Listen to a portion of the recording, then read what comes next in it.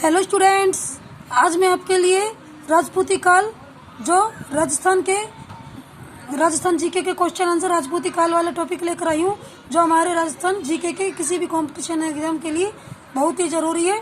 तो स्टार्ट करते हैं। फर्स्ट क्वेश्चन है, राजपूत काल कितने वर्षों तक मौर्य समाज का हिस्सा रहा? कितने वर्षों तक मौर्य समाज का हिस्सा रहा? तो ये रहा 321 से 1840 ईस्वी तक रहा। 321 से 1840 ईस्वी तक। अगला है, पुष्पभूति वंश के शासक हर्षवर्धन की मृत्यु कब हुई? तो पुष्पभूति वंश के शासक हर्षवर्धन की मृत्यु कब हुई? 647 ईस्वी में। कब हुई थी? 647 ईस्वी में। अगला है, 7वीं शताब्दी में से लेकर मोहम्मद गौरी के गुलामों द्वारा दिल्ली पर आक्रमण 1206 ईस्वी यानी कि 12वीं शताब्दी के काल को क्या कहते हैं? 7वीं शताब्दी थी, जब से लेकर 12वीं शताब्दी 1206 तक मोहम्मद गौरी के जो गुलाम थे उन्होंने दिल्ली पर आक्रमण किया था। तो उस 12वीं शताब्दी के काल को क्या कहा गया था? उस काल को कहा गया था राजपूती काल। क्या कहा गया था? राजपूती काल। भारतीय इतिहास राजपूती काल 650 से 1200 ईस्वी तक का है। भारतीय इतिहास के अनुसार राजपूती काल कब से कब तक का है? 650 से 1200 ईस्वी तक का है। अगला है, राजपूतों से संबंधित सिद्धांत कौन कौन से हैं? यानी कि जो सिद्धांत दिए गए हैं चंद्रबरदाई ने दिया है पृथ्वीराज पुस्तक के अनुसार। उन्होंने पृथ्वीराज पुस्तक में कहा है, जैसे परमार, प्रतिहार, चौहान, सोलंकी, ये अपने राजपूतों इनकी उत्पत्ति गुरु वशिष्ठ द्वारा आबू पर्वत पर यज्ञ से हुई है। इन्होंने कहा है कि गुरु वशिष्ठ द्वारा इन्होंने इसकी उत्पत्ति की है। हवन करने से, यज्ञ करने से इनकी उत्पत्ति हुई है, अतः इनको अग्निवंशी कहते हैं। और 36 राजपूत वंशों की सूची दी है। कितने राजवंशों की सूची दी है? 36 राजवंशों की सूची दी है। नैनचंद सूरी इनके अनुसार सूर्य से इनकी उत्पत्ति हुई है। नैनचंद ने कहा सूर्य से इनकी उत्पत्ति हुई है, तो इन्हें सूर्यवंशी कहा गया है। सूर्यवंशी कहा गया है। सीवी वैद ने क्या है? विशुद्ध भारतीयों से इनकी उत्पत्ति हुई है। किससे इनकी उत्पत्ति हुई है? विशुद्ध भारतीयों से इनकी उत्पत्ति हुई है। कर्नल जेम्स टोड ने कहा है विदेशी जातियों के मिश्रण से इनकी उत्पत्ति हुई है। किससे हुई है? विदेशी जातियों के इनकी उत्पत्ति हुई है। विदेशी जातियाँ कौन कौन से? शक, हूण, कुषाण, सिथियन का मिश्रण है विदेशी जाति। तो इनकी उत्पत्ति, राजपूतों की उत्पत्ति विदेशी जातियों से हुई है। किसने कहा था? कर्नल जेम्स टोड ने। डॉक्टर बी ए स्मिथ, इन्होंने क्या कहा? हूणों की संतान है ये। किसकी संतान है? हूणों की। गौरी शंकर हीराचंद ओझा ने क्या बताया है? वैदिक आर्यों की संतान है। कौन है? राजपूत है जो।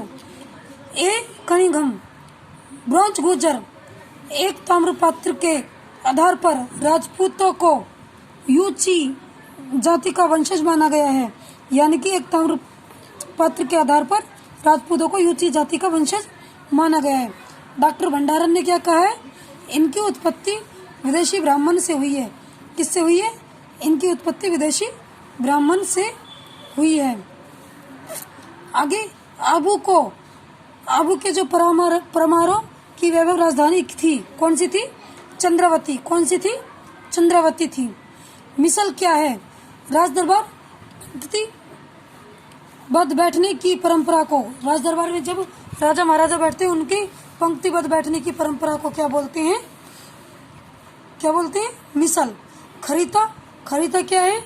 एक राजा से दूसरे राजा के पत्र व्यवहार को क्या बोलते हैं? खरीता बोलते हैं। क्या बोलते हैं? खरीता बोलते हैं। जब एक राजा दूसरे राजा को पत्र व्यवहार करता है, पत्रों से आपस में बातें होती हैं उनकी, तो क्या होता है? खरीता बोलते हैं। राजा महाराजा के बच्चों को दूध पिलाने के लिए कौन सी जाति आती थी? गुर्जर जाति। कौन सी आती थी? गुर्जर जाति। अब हम गुर्जर जाति के बारे में पढ़ेंगे। गुर्जर जाति यानी प्रतिहार। इनका शासन 6वीं शताब्दी से 10वीं तक माना जाता है। कब से कब तक? 6वीं से 10वीं तक इनका शासन माना जाता है। इनकी शक्ति का मुख्य केंद्र प्रारंभ में कौन सा था? मारवाड़ का मंडोर और जालोर का भीनमाल। मारवाड़ का मंडोर और जालोर का भीनमाल। बाद में इनकी शक्ति का केंद्र कौन सा था? उज्जैन व कन्नौज। कौन सा था इनकी शक्ति का केंद्र? उज्जैन व कन्नौज। किसने गुर्जर प्रतिहार राजवंशों की सैन्य शक्ति को समृद्धि का उल्लेख दिया? यानी कि गुर्जर प्रतिहारियों की राजवंश की जो सैन्य शक्ति थी उसका उल्लेख किसने दिया था? उसका उल्लेख दिया था विदेशी यात्री सुलेमान ने। किसने दिया? विदेशी यात्री सुलेमान ने। मजूमदार के अनुसार गुर्जर प्रतिहारों ने 6वीं से 11वीं शताब्दी तक अरब आक्रमणकारियों का प्रतिरोध किया। कितनी शताब्दी से किया था? 6वीं से 11वीं शताब्दी तक। कब से कब तक? 6वीं से 11वीं तक। किसका प्रतिरोध किया? जो अरब वाले आक्रमणकारी थे उनका प्रतिरोध किया। महामारी शैली क्या है? महामारी शैली गुर्जर प्रतिहार शैली का विकास 8वीं शताब्दी में हुआ। जो गुर्जर प्रतिहारी की शैली थी इनकी, उसको क्या बोलते हैं? महामारू शैली। 8वीं शताब्दी में इसका विकास हुआ। इस शैली के अनुसार मंदिर बने थे। केकिंद यानी कि मेड़ता व नागौर का है मंदिर केकिंद, नीलकंठेश्वर बाड़मेर का, किराड़ू व सोमेश्वर आहड़ उदयपुर का, और आदिवरा अबनेरी और दौसा का भी आदिवरा। दौसा का भी आदिवरा, अबनेरी आदिवरा अबनेरी, दौसा का भी आदिवरा था। एक बार दोबारा देखते हैं।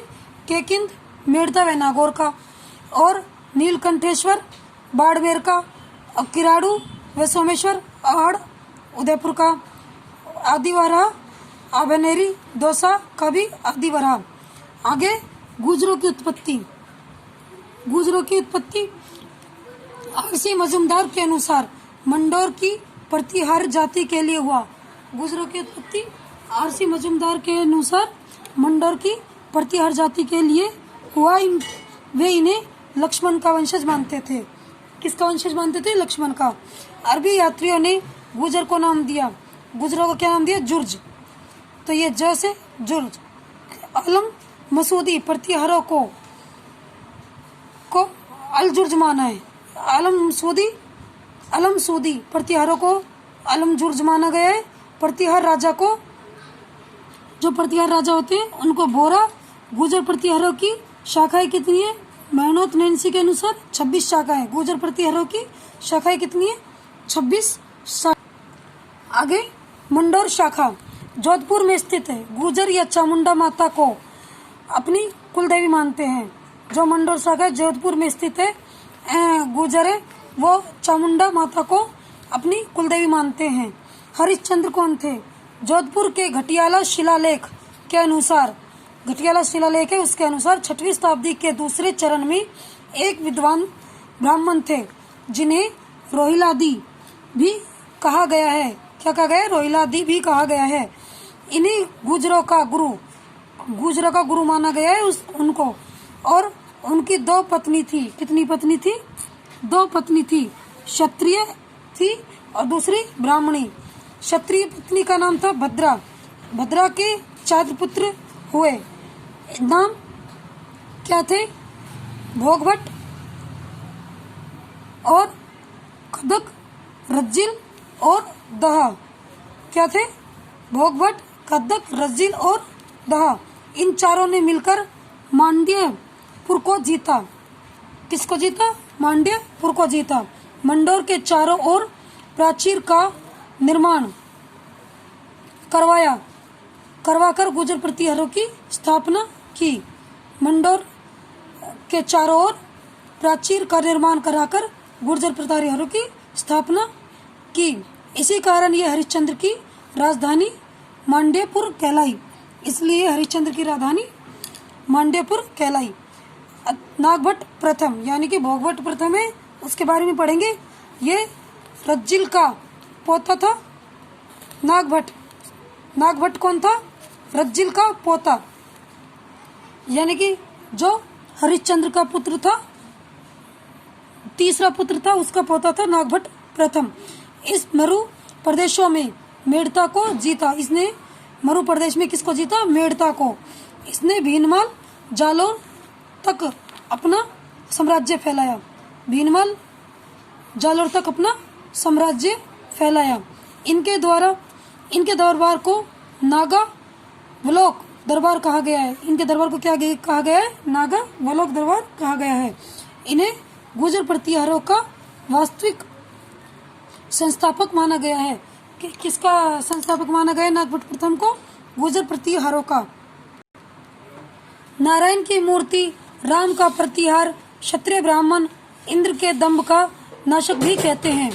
इन्हें क्या कहते हैं? नारायण की मूर्ति भी कहा गया है, राम का प्रतिहार भी कहा गया है, क्षत्रिय ब्राह्मण, इंद्र के दंभ का नाशक भी कहते हैं। किसको कहते हैं? नागभट्ट को। आगे वत्सराज के बारे में पढ़ेंगे। ये देवराज का पुत्र था। इसे युद्ध का हाथी भी कहा गया है। क्या कहा गया? युद्ध का हाथी, यानी कि रणहिस्तन की उपाधि दी गई है। ये प्रथम में जो जालौर के शासक बना। सबसे पहले कहाँ का शासक बना? जालौर का। उस समय अरबी आक्रमणकारी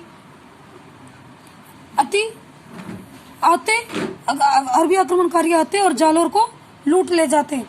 647 ईस्वी में लगभग कन्नौज के शासक हर्षवर्धन की मृत्यु के बाद शासन लड़खड़ा गया। हर्षवर्धन की जब 647 में मृत्यु हुई थी तो शासन क्या लड़खड़ा गया। आगे वत्सराज के समय 778 ईस्वी में उद्योतन सूरी द्वारा कुवलमाल्य यानी कि उद्योतन सूरी ने कुवलमाल्य लिखी थी, जिन्हें सेन सूरी ने 781 में हरिवंश पुराण की रचना की। किसकी रचना की? हरिवंश पुराण की रचना की। किसने की थी? जिनेशन सूरी ने पुराण की रचना की। वत्सराज शैव मत का अनुयायी था। वत्सराज किसका अनुयायी था? शैव मत का अनुयायी था। वत्सराज ने ओसिया यानी कि जोधपुर में एक सरोवर और महावीर का मंदिर बनवाया। किसका मंदिर बनवाया? जोधपुर में एक सरोवर तथा महावीर का एक मंदिर बनवाया, जो पश्चिमी भारत का प्राचीनतम जैन मंदिर माना गया है। आगे हम नागभट्ट द्वितीय के बारे में पढ़ेंगे। वह वत्सराज और उसकी पत्नी सुंदर देवी का पुत्र था। किसका पुत्र था? वत्सराज और सुंदर देवी का पुत्र था। कौन था? नागभट्ट द्वितीय। नागभट्ट द्वितीय ने 806 में से 808 तक के मध्य गोविंद तृतीय से युद्ध किया। किससे युद्ध किया? गोविंद तृतीय से युद्ध किया। 806 से 808 तक के मध्य। बाद में नागभट्ट द्वितीय हार गया, पर गोविंद तृतीय वृद्ध होने के बाद वह घरेलू समस्याओं में फंस गए। नागभट्ट द्वितीय ने इसका फायदा उठाया और कन्नौज का शासक को हराकर कन्नौज को अपनी राजधानी बना लिया। आगे 23 अगस्त 833 ईस्वी में नागभट्ट द्वितीय ने गंगा में जल समाधि ले ली। किसने समाधि ले ली? नागभट्ट द्वितीय ने गंगा में जल समाधि ले ली। अगला है, इस बात की जानकारी चंद्रप्रभु सूरी को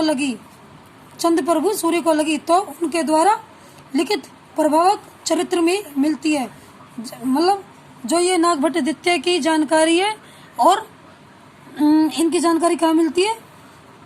चंद्रप्रभु सूरी द्वारा लिखित प्रभावक चरित्र में मिलती है। तो उन्होंने ये प्रभावक चरित्र लिख डाला। आगे रामभद्र नागभट्ट द्वितीय का पुत्र था। रामभद्र मिहिर भोज प्रथम रामभद्र का पुत्र था। किसका? रामभद्र का पुत्र था। मिहिर अपने पिता की हत्या कर प्रतिहारों का शासक बना। मिहिर ने अपने पिता की हत्या कर प्रतिहारों का शासक बना। इसी कारण इसको क्या बोलते हैं? प्रतिहंता की उपाधि दी गई। किसने दी गई थी प्रतिहंता की उपाधि? वहां के लोगों ने दे दी प्रतिहंता की उपाधि। किसको? मिहिर भोज प्रथम अपने पिता की हत्या कर दी तो उसको प्रतिहंता बोलते हैं। तो आगे महेंद्रपाल प्रथम मिहिर भोज का पुत्र कौन था? निर्भय या नरेश। इस का दरबारी राजशेखर था।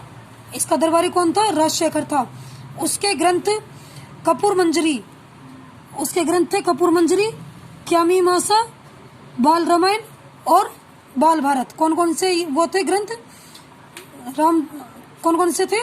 राजशेखर था, उसके ग्रंथ कौन थे?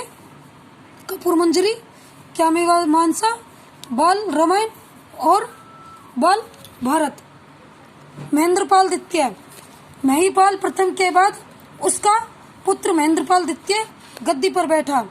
कौन सा पुत्र बैठा? महेंद्रपाल द्वितीय गद्दी पर बैठा। राजपाल के समय महमूद गजनबी ने कन्नौज पर 1018 ईस्वी में आक्रमण किया। किसने आक्रमण किया? मोहम्मद गजनबी ने 1018 ईस्वी में कन्नौज पर आक्रमण किया, जिससे राजपाल डर कर भाग गया। कौन डर कर भाग गया? राजपाल। इसके बाद त्रिलोचन पाल, जिसने 1019 में गजनबी को हरा दिया। त्रिलोचन पाल 1019 में गजनबी को हरा दिया। प्रतिहार वंश का अंतिम शासक कौन था? 1036 में यशपाल था प्रतिहार वंश का अंतिम शासक। 1093 में प्रतिहारों के साम्राज्य का पतन हो गया। कब हो गया?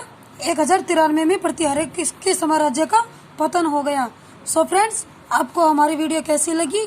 प्लीज लाइक करें, सब्सक्राइब करें। तो ये हमारा राजपूती काल का टॉपिक खत्म हुआ। धन्यवाद।